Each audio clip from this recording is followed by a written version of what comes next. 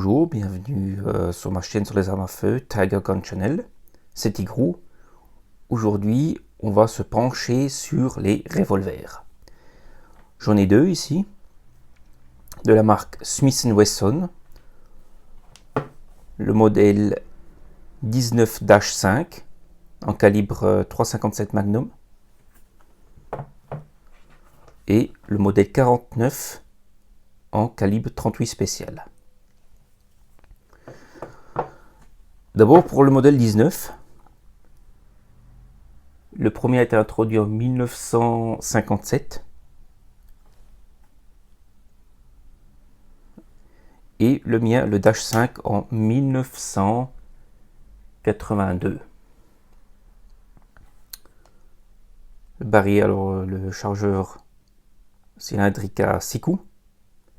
Ce qui est bien aussi avec le 3,57 Magnum, on peut aussi tirer du 38 spécial à l'intérieur. Mais on ne peut pas mettre un 3,57 le calibre dans le 38 spécial. Car la cartouche est plus longue du 3,57 que celui du 38 spécial. Sinon, justement, au rapport du canon, c'est un 2,5 pouces, alors vachement court. C'est considéré plutôt comme un revolver d'ordonnance, revolver de service, que les autorités aux États-Unis en ont eu pendant beaucoup d'années. On peut le voir. Le modèle 49, mais même le FBI aussi, qui en avait.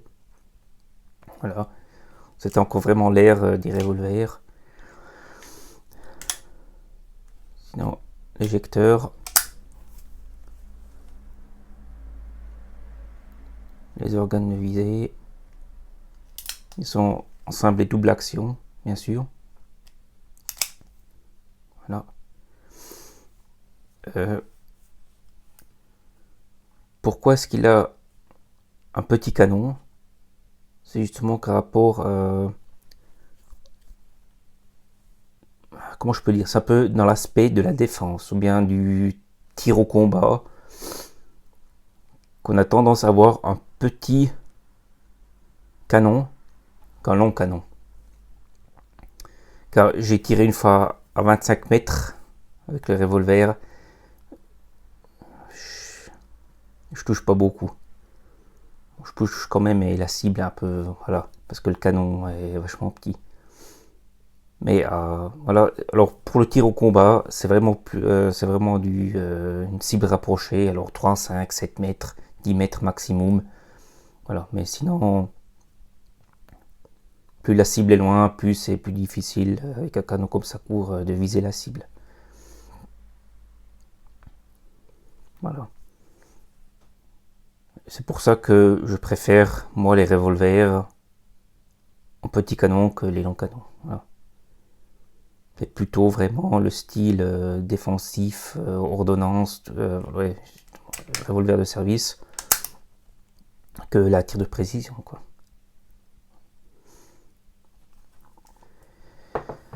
Maintenant, sur le modèle 49, il a été introduit en 1959. Il a une capacité de 5 coups. Voilà. Et ce qui est intéressant, justement, ici, il est arrondi. Ça veut dire que, pas comme par exemple ici, là, bon là c'est un peu caché. Le fait c'est que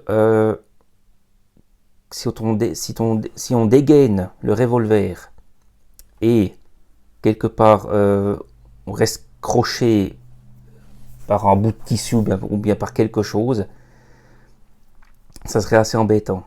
C'est justement qu'ils l'ont quasiment presque caché et puis arrondi, qu'on puisse rester coincé quelque part.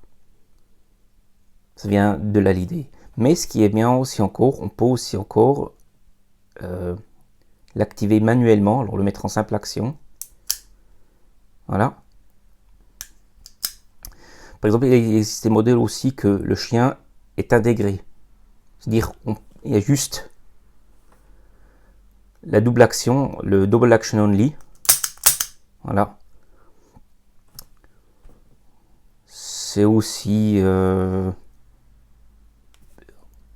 pour penser juste pour les défenses, on a juste vraiment pas à penser, on a juste à dégainer le revolver et puis tirer sur la détente. Puis activer la détente, ouais. Parce qu'on n'a pas encore le temps, alors c'est simple, on n'a pas encore le temps d'activer le revolver, de le mettre en simple action.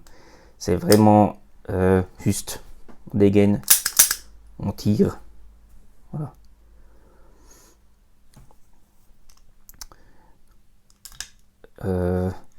Ces revolvers sont vraiment réputés pour être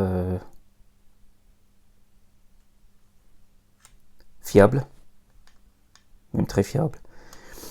Car les avantages d'un revolver, c'est que il est juste barillet, et puis si justement une cartouche ne fonctionne pas, on peut tourner à l'autre, tandis qu'un pistolet c'est mécanique, il faut enlever le chargeur, voilà, il y a un peu plus d'embrouille qu'un revolver.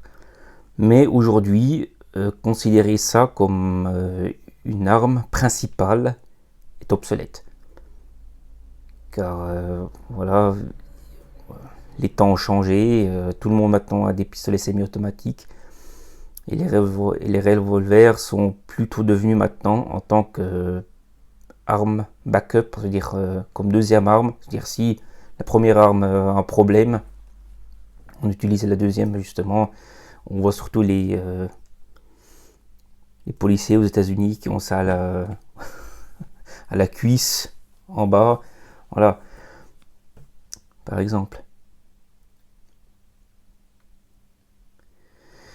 Maintenant, par exemple, si on veut s'acheter un revolver justement d'occasion, ces deux revolvers sont d'occasion. Ça, je l'ai eu pour 380 francs. C'est vraiment pas cher. Il existe aussi le modèle 38 Airweight, c'est-à-dire la carcasse est en aluminium, et le canon bien sûr, et puis le cylindre est en acier. Voilà. Justement de le nom Airweight pour qu'il soit un peu plus léger. C'est le modèle Steel. Alors, tout en acier complet, c'est pour ça qu'il y a un peu plus de poids. Mais sinon, il est excellent. Ouais. Alors, ce qu'on peut aussi faire, c'est aussi changer le grip aussi. On peut mettre, par exemple, là, j'ai là chez un Bianchi, il existe des tonnes. Ouais. Parce que c'est pas vraiment confortable de tirer avec le grip en bois, quoi. Ouais. Bon, il y en a des qui aiment, je veux dire, niveau ergonomie, ça va, quoi. Ouais. Quand je l'ai acheté, je l'ai un peu testé, je me suis un peu renseigné comment ce qu'il faut regarder quand on achète un revolver d'occasion, c'est que on l'active, on le met en simple action, on presse la détente et on tient les deux. Et puis on essaye pour voir s'il y a du jeu sur le cylindre. Voilà. Puis si on a juste un tout petit peu, se dire qu'il est bon, regardez qu'il est bien justement. Voilà. L'esthétique justement, le classique. Voilà. Jusque maintenant, j'ai eu aucun problème. Smith & Wesson, qualitatif, c'est excellent. Sur les nouveaux modèles, ils ont mis là une petite sécurité qu'il faut activer avec une clé. Je suis pas du tout fan. Aussi, quand la plupart des nouveaux, ils ont le pin, le striker justement qui touche l'amorce, a été intégré à l'intérieur ici. Tandis que là, elle pivote un petit peu. Bon, je ne veux pas condamner les designers, quoi, mais voilà. Niveau esthétique, vraiment, je préfère les anciens modèles que les nouveaux, quoi. Ouais. Aussi, au niveau de la munition, le 38 spécial et le 357 Magnum sont pas comme ça chers. Il existe aussi pour les munitions de défense, les munitions en plomb pur. Voilà. Ouais.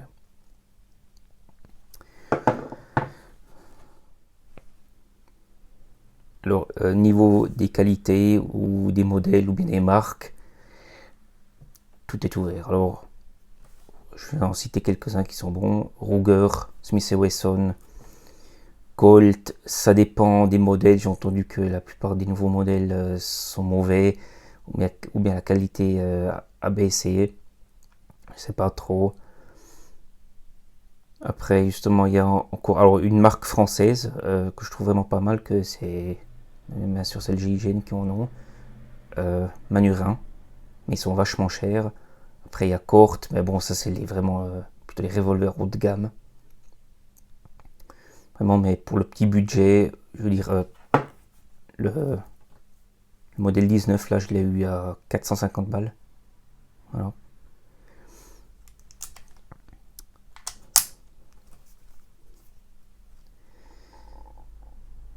Je veux dire aussi, on peut... Voilà, si quelqu'un vraiment veut s'acheter un revolver qui coûte 3000 balles, qui se l'achète. Voilà. On a des goûts, on peut même aussi, dans la plupart des modèles, il y en a des goûts aussi qui ont des visées de combat, quoi. Bon, bref. Il en existe des tonnes. Bah, c'était tout, j'espère que la vidéo vous a plu. Les prochaines vidéos, ce seront aussi encore sur des autres armes à feu que j'ai encore. Voilà. Allez, à plus. Ciao.